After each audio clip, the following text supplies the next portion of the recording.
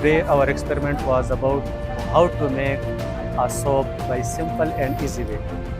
So first of all, there were three basic material chemical for soap making. The first one was caustic soda, NaOH, that's also called lice, and the second one was uh, fats, and the third one is about water. So from these cheap and easy material we can make a soap. First of all, we will make a lye solution by dissolving caustic soda into water with 1 to 1 ratio.